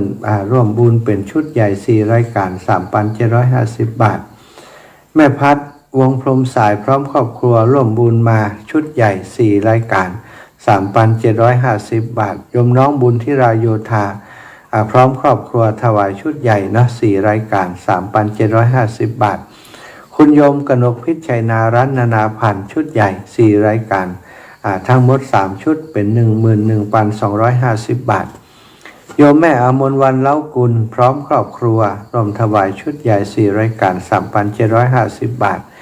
นายถนอมนางจันแก้วคัดเดชาพร้อมครอบครัวถวายชุดใหญ่ 3,750 บาทแม่บัวเย็นจันทบถวายเป็นชุดใหญ่4รายการ 3,750 บาทแม่ย่าเกียงคำสุภามูลเนาะถวายเป็นชุดใหญ่5ย่ำ5ใบเนาะ1,750 บาท 1,750 บาทแม่นกำแม่นตะวาอีแม่ว่าท่านอาจารย์ประกาศผิดไปผิดแต่กำแต่เดี๋ยวขอเช็คกำบัดเดียวบวกเลขคนเดียวนั่นนะสตาเปิ่งที่เปิ่นคิดให้แล้วเนี่ยลอง350คูณ5เท่ากับ 1,750 ตะวาถ้าจะอ่านผิดนะอีแม่ว่าอาจารย์อ่านผิดก็ว่าอย่างว่า อีแม่ห้อม5ถุงก่อนนะห้อมย่ำนะป้อสนแม่บัวลอยชัยสวรรค์พร้อมครอบครัวย่ำ1ใบ350 บาทแม่น้อยคำอินบุตร4รายการนะทุกรายการละ100เป็น400 บาทแม่บุญมีบุญสวัสดิ์4รายการเป็น400 บาทเด็กชายอัศนะถาวงศ์ร่วมบนโต๊ะจีน100 บาทนะแม่สมคิดราชบุรุษแม่บัวเงินนะร้านตองลาดนาร่วมบุญ4รายการ 4,000 บาทแม่ปวลีอินสุวรรณร้านสีนวลปลาสวยงามร่วมบุญ4รายการ 3,750 บาทแม่ทองเพียรสอนราชบ้านทุ่งหลวงร่วมบุญย่ำ1ใบ350แม่เรียบวงสมบัติบ้านโป่งแสนทองย่ำ1ใบ350คุณขนานนท์วังสมบัติย่ำ1ใบ350แม่นิดบุญรัตนาความเหนือย่ำ1ใบ350แม่บุญปัญญะย่าเป่าโป่งแสนทองย่ำ1ใบ350อันนี้เป็นสายงานของแม่ทองเพียรสอนราชที่เปิ่นแม่เรียบวังสมบัตินะที่เปิ่นเป็นสะพานบุญบอกแม่กาบแก้วสีอินแก้วหัวฝายย่ำ1ใบ350แม่บุญบานเพชรตายย่ำ1ใบ350แม่ลาพรป่างิ้วย่ำ1ไป350คุณแม่บุญนาคไทยธานุประตูม้าย่ำ1ใบ350 บาท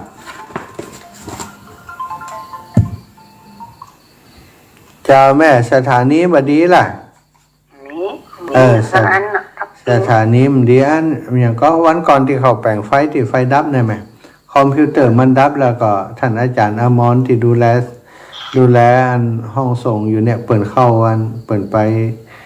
ปร่วมโครงการปฏิบัติธรรมที่มจรไหมก็เลยไม่ได้เปิดนะมันเป็นยังเดี๋ยวก็ไปนะไปบิณฑบาตที่บ้านแม่ให้เนี่ยก็บอกเขาแล้วเจ้าตื่นแต่ก็เดี๋ยวนี้เอ็มนี่นอนฟังนอนตีสี่แล้วตียังกันแล้วลุกฟังยังไม่แกงพักมันตันเห็นไหมเดี๋ยวขอพักมาให้ขอย้ำลูกเก็บเตี้ยจะจูขอคุยดีแม่เด้อจะจูแม่บัวเย็นจันทบจะเนี่ยกินให้แหมวันนี้นะเนี่ยมีหมดเนี้ยเนาะบ่รบกวนแม่จะรบกวนไผเนาะรบกวนหมดเนี้ยแม่ชวนนะตะเกียวแม่บัวเร็วชัยอุดเนาะเอาแม่ถนอมนำวงพร้อมครอบแม่บุญนาคแล้วกันแม่บุญนาคไทยธนุย่ำ1ใบ350แม่ถนอมนำวงพร้อมครอบครัวย่ำ1ใบ350แม่ยายพรจะฟังมาอย่างเตื้อแม่ยายพรเนี่ยลึกเนี่ยฟังมาเตื้อแม่บัวเร็วชัยอุด350แม่ชนชมพูแก้วย่ำ1ใบ350แม่สมจิต คำสีสุกย่ำ1 ใบ 350แม่บัวรอยพงเทพย่ำ1 ใบ 350แม่บานเย็นจันทวงศ์ย่ำ1 ใบ 350แม่อุบลวันเตชะนันย่ำ1 ใบ 350โยมน้องสมชิตอินทรวิจิตตู้เล็ก1 ใบ 1,000 บาทแม่เฉลียวบ้านร่องนอดย่ำ1 ใบ 100 บาทแม่สุแก้วศรีลานุสรณ์ย่ำ1 ใบ 100 บาทโต๊ะจีนเนาะแม่เฉลียวกับโต๊ะจีนนะ100 บาท100 บาทแล้วแม่เครือสันบุญเรืองนะร่วมบุญมาตู้1 ใบ 1,000 บาทโยมน้องพันนิตาพรหมมินได้4 รายการ 3,000 บาทแม่บัวรวยแรงจริงได้ย่ำ1 ใบสุภัตราคำป่าแล้วได้ตู้เล็ก1 ใบ 1,000 บาทแม่มีวงชมพูบ้านนาบงย่ำ1 ใบ 350แม่ไผ่สีบ้านนาบงย่ำ1 ใบ 350แม่จันเรือนใสย่ำ1 ใบ 350โยมน้องอรพินรามบุตรอาหารโต๊ะจีน1 โต๊ะ 1,400 บาทแม่เดือนเพ็ญทิมหวังบ้านน้ำบ่อหลวงบ้านหนอง5น้ำบ่อหลวงสันปะตองย่ำ1 ใบ 350 บาทแม่กับแม่กับแก้วมี2 ตีแล้วนี่แม่กับแก้วมี2 ตีแม่กับแก้วกับแม่บุญบานนี่มีแม่สมใจบีบ้านใหม่แม่กับแก้วมี2 ตีแม่สมใจปีบ้านใหม่1 ใบย่ำ1 ใบนะแล้วก็แม่บัวคลี่ท่าโปย่ำ1 ใบ 350แม่ไหลต่างถิ่นพร้อมลูกหลานหลูจะรับอยู่สถาเลยบ้านนาบัวตู้เล็ก1 ใบ 1,000 บาทแม่เกียงคำสิริวงศ์ย่ำ1 ใบ 350ปอบวรวิทย์เนตรจัดบ้านต้นธงชัยโต๊ะจีน1 โต๊ะ 1,400 บาทแม่สุภาพรศรีอินทรีพร้อมครอบครัวพี่น้องบ้านฟ่อนย่ำ1 ใบ 350แม่คิมศรีอินแก้วพร้อมครอบครัวโต๊ะจีน200 บาทแม่น้อยอุตุดีย่ำ1 ใบ 350 บาทพ่อจตุรพัฒน์แม่จันเพ็ญเทพศิริตู้เล็ก1 ใบ 1,000 บาทแม่ศรีสุรินทวงศ์เขื่อนยางย่ำ1 ใบ 350แม่ศรีนวลวงชมพูตู้เล็ก1 ใบแล้วก็ย่ำ1 ใบ 1,350 บาทแม่กาบคำอุ่นเมืองย่ำ1 ใบ 350แม่น้อยจันทิพย์ย่ำ1 ใบ 350แม่จำลองรังสีสมบัติซบตุ๋ยย่ำ1 ใบ 350แม่กับสีคันแก้วย่ำ1 ใบ 350แม่สุพรสุจริตโต๊ะจีน100 บาทแม่ศรีวันป่อสมนึกปักสิงปันกังต้งย่ำ1 ใบ 350แม่พัชรีปวงคำย่ำ1 ใบ 350แม่น้อยอินยาศรีย่ำ1 ใบ 350แม่สำราญมโหฬารย่ำ1 ใบ 350แม่กาญจนาชัยลินย่ำ1 ใบ100 บาทโต๊ะจีน100 บาทแม่นิกรสวรรค์โป่งหนองโต๊ะจีน100 บาทแม่แก้วดีภูเทพพร้อมครอบครัวร่วมบุญทุกรายการ200 บาทเป็น800 บาทแม่วินบุญเลิงร่วมบุญทุกรายการ200 บาท4 รายการเป็น800 บาทแม่พัดชัยเมืองชื่นร่วมบุญทุกรายการละ100 บาทเป็น400 บาทป้อสีอุดสมุทรวงย่ำ1 ใบ 350 บาท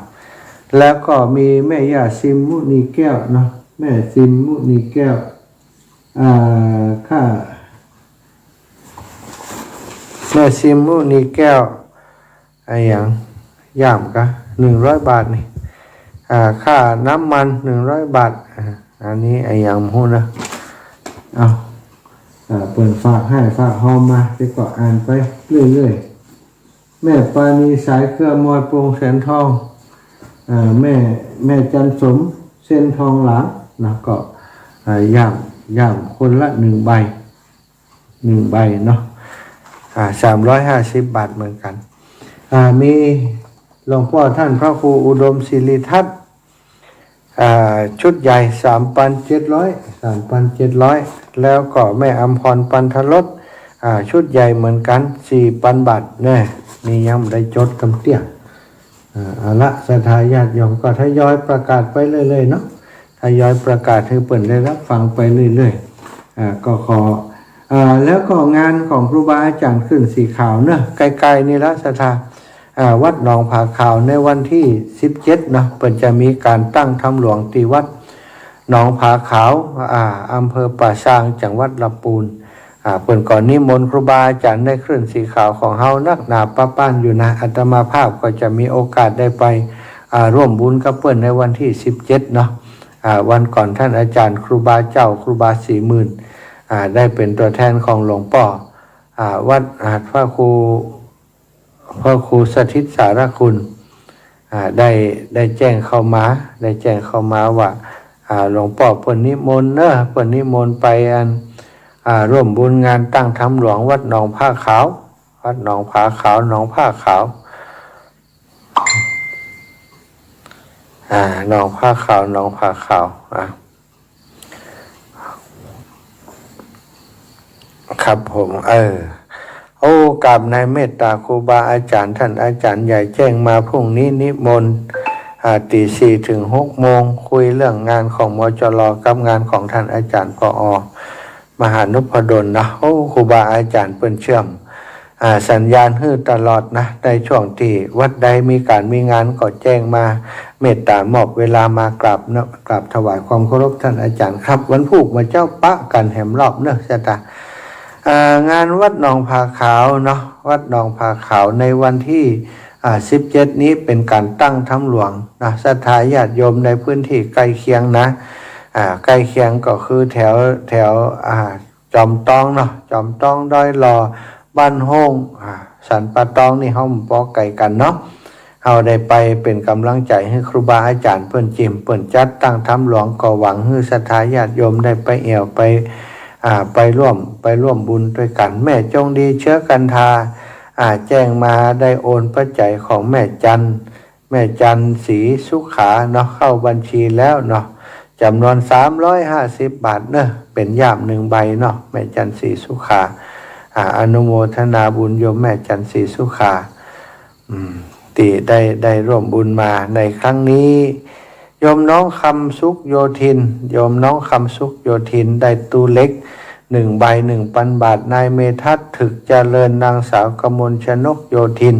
กระเป๋า1 ใบ 1,000 บาทแม่สมศรีชิมรสโต๊ะจีน1 โต๊ะ1,400 บาทแม่สุชาดาเทพจันตาย่าม1 ใบ 350แม่อารุณใจแก้วแดงย่าม1 ใบ 350วันที่17บันบนเกิดสาย3เนื้อเจ้าอานิบินทบาทศรัทธาญาติโยมนี่มีหลายท่านเพิ่นแจ้งเข้ามาเนาะแจ้งตั้งไลน์พ่องแจ้งตั้งเฟซพ่องถ้าบาบุญน้อมมันจะกับต้องกับศรัทธามาจากศรัทธาญาติโยมตั้งหลายวันที่17ตะกี้ค้างไว้นะวันที่17ท่านครูบา40,000ได้แจ้งมาเมื่อวันก่อนว่าหลวงพ่อที่วัดหนองผ้าขาวเพิ่นจะมีตั้งธรรมหลวงเนาะตั้งธรรมหลวงอาตมาภาพและครูบาอาจารย์ในเครือข่ายคลื่นสีขาวของเฮาก็ได้รับนิมนต์ไปร่วมงานหลายรูปหลายองค์เหมือนกันแล้วก็วันที่นี่นะประกาศให้เพิ่นทราบนะดีกาอาราธนาวัดหนองผาขาวตำบลน้ำในป่าซางนิมนต์พระมหาสมชาติวัดบรรพตสถิตร่วมเนื่องในงานเทศมหาชาติเวสสันดรชาดกตั้งธรรมหลวงในวันที่18 มกราคมพิธี 10.30 นาฬิกาเริ่มพิธี13 นาฬิกาวันที่18โลนี่นิมนต์เฉพาะเป็นการเฉพาะหากข้างคอนประการใดไม่ต้องจัดพระแทนเพื่อความสะดวกนิมนต์จัดหาภาชนะพาหนะไปกลับเองวันที่18สถาตะกี้ว่าวันที่17อุ่นใจครับวันที่18 มกรามกรานี่กันเนาะวัดหนองผ้าขาววัดหนองผ้าขาวหรือว่าหนองผ้าขาวมีอยู่2 ชื่อสถาหนองผ้าขาวกับหนองผ้าขาว หนองผ้าขาวหนองผาขาวสัญชาตินั้นท่านทำไม่ก่อ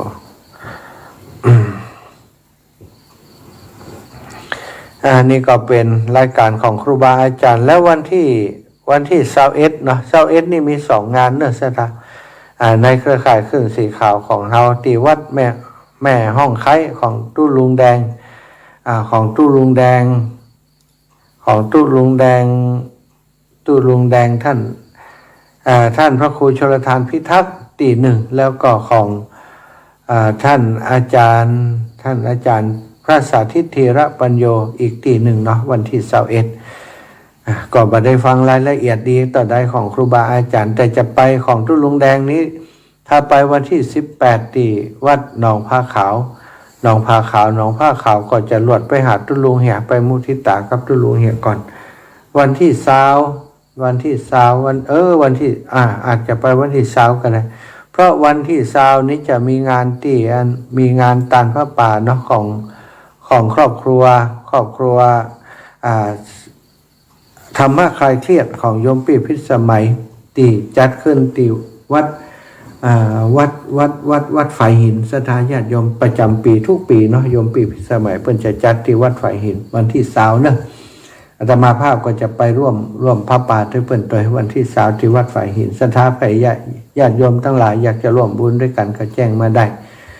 เป็นสนับสนุนสถานีวิทยุวัดไฟหินเป็นการน้ำกับไฟการใช้จ่ายต่างๆของท่านอาจารย์พระครูสมุวิศวัตวรกิจโจผอ.สถานีวิทยุ 104.50 เมกะเฮิรตซ์วันที่เสร็จจากวัดไฟหินแล้วก็จะไปมุทิตาร่วมบุญกับท่านตุลุงท่านอาจารย์พระครูชลทานพิทักษ์ที่วัดแม่ห้องไคร้เปิดมีงานวันที่เนาะไปก่อนไปวันที่จากนั้นวันที่ก็จะได้ไปร่วมงานกับท่านพระอาจารย์สาธิตธีระปัญโยเนี่ยสถานญาติโยมงานจังนานี้มันก็มีหลายการหลายงานเนี่ยขึ้นไปจังนาก็เลยนักใจกับงานที่ตัวเองทำอยู่ในขณะนี้ติดเตรียมงานของท่านอาจารย์พระมหานพดลสุวรรณเมธีที่จะมีขึ้นในวันที่27 28เนาะอย่างน้อยเรื่องซุ้มการเรื่องสถานที่นี่มันจะต้องเซตวันที่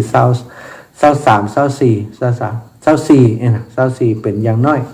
24เสร็จแล้วก็จะได้ติดตั้งอย่างเรียบร้อยแล้วก็จะได้ประดับประดาต่างๆก็นักหนาสาหัสอยู่ มีเวลาเตรียมตัวน้อยทำไมบัดเตรียมตัวตั้งแต่ก่อนหน้านั้นก็งานอย่างสถาหันเนาะตั้งแต่กฐินออกมาจนถึงสิ้นปีเก่าต้อนรับปีใหม่ก็มีงานกันตลอดต่างคนต่างบ่ได้ว่างสถาเฮยก็ว่ากันไปตามนั้นเนาะทำให้ดีที่สุดทำหน้าที่ให้ดีที่สุดในทุกวันเอาละแบ่งเวลาให้ศรัทธาญาติโยมโทรเข้ามาอาจจะน้อยไปสักน้อยก็ขออภัยแม่ยายพรตะกี้โทรมาขยอกแม่ยายพรตอนนี้เปิดแล้วใครจะมาก่อนฝากความคิดถึงระลึกถึงไปหาศรัทธาญาติโยมทุกท่านทุกคนเนอะจากหลายที่หลายแห่งพี่น้องต่างเมืองปานแม่สายพินแม่สายพินบ้านตุงซ่านเนาะแม่สายพินแม่ยายแรงดันตุงโป่งพี่น้องตุงโป่งฟังกันหลายเนอะแม่ยายแรงแม่ยายลบแม่ยายคำแม่ยายแก้วแม่ยายน้อยนะฟังกันนาดอยู่ตุงโป่งบ้านหลวงเมืองปานบ้านแพะนะแล้วก็ต่างตุงซ่านต่างเมืองปานต่างแจซ้อนดินดำโอ้ยปลาหมอตะคืนนี้ตะวานี่ดูเวลาว่าเพิ่นจะไปวันที่15อีกนะก็คิดว่าบันแรงวันนี้เนาะท่านอาจารย์ใหญ่จะไปตะวานี้โยมปีอรพินรำบุตรโทรมาว่าเพิ่นจะชาปนกิจวันพุธแล้วนะท่านอาจารย์มาหาวันนี้ท่านอาจารย์พระมหานพดลจะมาเทศน์อีกนะนั่นเนาะลงจากหลังคามาปอง5 โมงก็จะ6 โมงแล้วสถานมดเหลวมดแรงบัดตันตีรถไปอย่างใดก็ตันแน่อีนะก็เลยมาได้ไปร่วมงานศพของญาติของโยมป้าหมอสะอาดข่าวสะอาดสกรรมเนอะพี่น้องตั้งใจซ้อนขอสุมาอภัยถ้าบอกป้าหมอได้ก็บอกให้เพิ่นได้รับทราบวันนี้ก็รายการก็ยาววันค่ำเนาะสวะตึ้มได้นะที่นี่ถ้าเฮาสวะก็คืองานมันบัดเดินเพราะคนงานก็ต้องคอยปรึกษาคอยนี่ตลอดว่าอันนี้จะเอาอย่างใดอันนี้จะเอาอย่างใดเพราะงานมันในหน้างานนี่มันมี 3-4 งานเนาะ ฉะนั้นก็คงบ่ได้ไปร่วมงานครับงานศพของโยมป้าหมออย่างไรก็ตามเดี๋ยวก่อนคงจะโทรอูจากันแล้วก็จะฝากปัจจัยไปให้ไปหอมตีเจซ้อนเด้อ0808844173ดับปิ้งระหว่างอย่างใดนี่ โอ้เปิ่นโทรหากันแล้วกาพี่น้องตั้งปุ่นโลอีปอโทรมาปอนานสมเพชรปอน้อยสมเพชรเนาะปอน้อยสมเพชรปอนานประเสริฐนาน้อยพี่น้องตั้งเมืองน่านสถานีดังก่อนลำปางนี่ดับปิ้งเด้อสถานีดับปิ้งไปแล้วเพราะว่าคอมพิวเตอร์ดับเนาะพี่น้องเวียงป่าเป้าก็ดีพี่น้องตังที่อื่นตังใดพ่องนะแม่อุ้ยอินแสดงว่าสถานีดีแม่อุ้ยอินแม่สาบเสมิงนึกว่าสถานีดับนะวันแรกโอ้ยตื่นแต่เมื่อใดเมื่อเมาตื่น1:2ไหว้พระแล้วโอ้ไหว้พระเนาะเร็วเจ้าตื่นเจ้าจ้ะนอนตื่นมารับหรอกรับเดียว5 นาที10 นาทีก็ตื่นแล้วโอ้ยตื่น1:2ไหว้พระสวดมนต์นั่งสมาธิแล้วโอ้ดีจ้ะเป็นกำลังใจเรานะเจ้าแม่ขอบคุณแม่เนอะบางวันก็เจียกวันดีนะเจ้าถ้าไม่กินน้ำผึ้งให้อย่างวันนั่นน้ำผึ้งเขาว่าน้ำผึ้งงานอย่างก้อนน่ะเสมิงเนี่ยน้ำผึ้งดีน่ะไม่ดีนะมันใช่น้ำผึ้งขมนะสาธุบุญรักษาแม่เนอะจ้าสาธุจ้าสาธุเจ้าเอาพี่น้องภูเวียงมาแล้วแม่นกำแม่นแม่ศรีไลนี่ศรีวิไลนี่ตั้งเจ้าตื่นเจ้าแล้วเจ้าฝนตกฝนตกครับเจ้าได้สกิดตลาดฝนตกเจ้าจังเพ่มตกนะแม่เจ้าร้านตก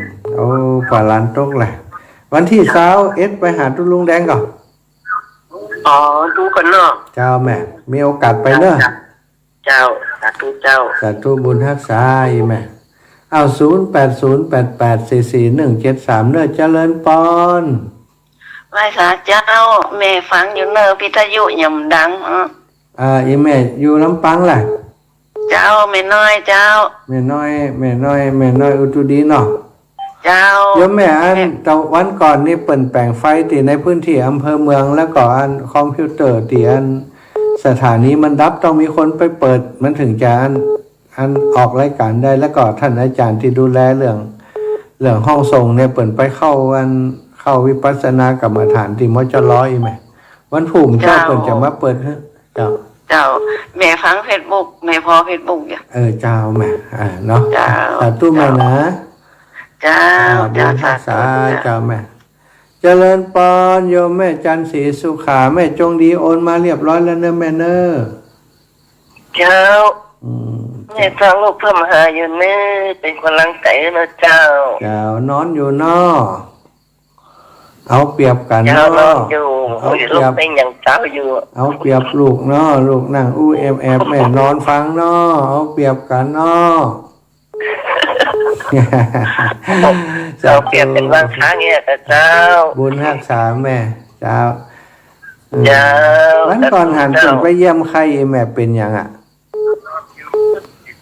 แม่จงดีเอาอย่างไปเยี่ยมใครแม่วันนั้นแม่เป็นอย่าง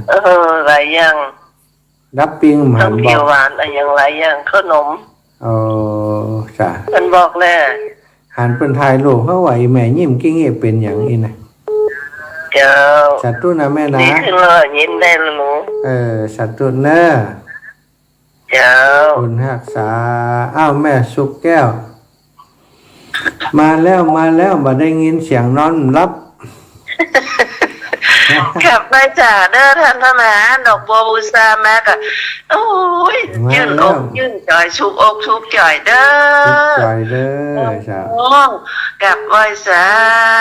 ชัดเจนดีเด้อแม่สุกแก้วศิลปรซิตี้มันห้องหลับปูน98.75วัดห้วยตองซักนะเจ้าเด้อสาธุได้ฟังแล้วถูกอกถูกใจเด้อเจ้าท่านพระมหาเจ้าสาธุ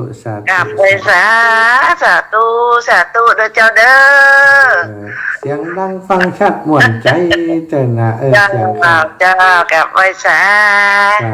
ธุแม่เจ เจริญปอนแม่สุแก้วตะกี้สุแก้วอันนี้สุแก้วอ้าวเจ้า ถ้าแม่ฟังอยู่เลยเจ้า แม่ฟังอยู่ไปเนี่ยการก็แม่วันนี้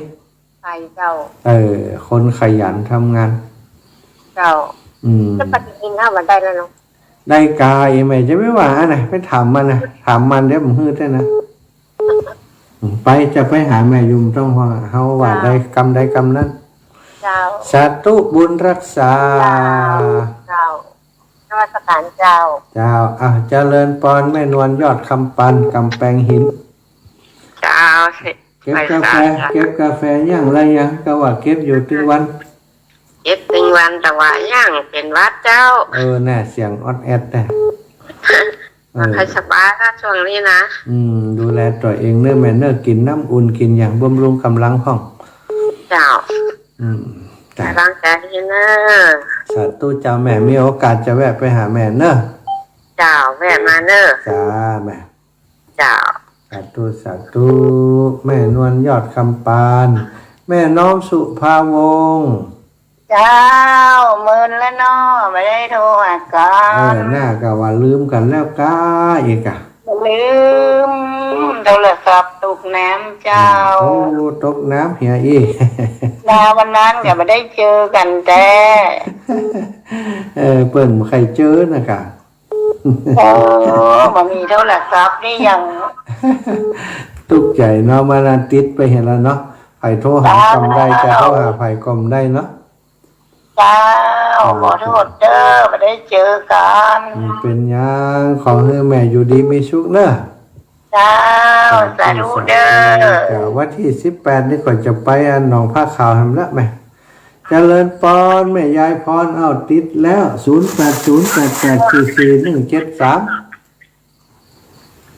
ว่าการเจ้าหา เจ้าแม่ เขาโทรไปหาที่โมงแรกตัดเข้ามา นะคะชั่วโมงแรกมันเวลามันน้อยเลยบ่ฮับโทรศัพท์ ที่สิบอันนั้นอยากที่แป๊บมันแล้วก็เอามือใหญ่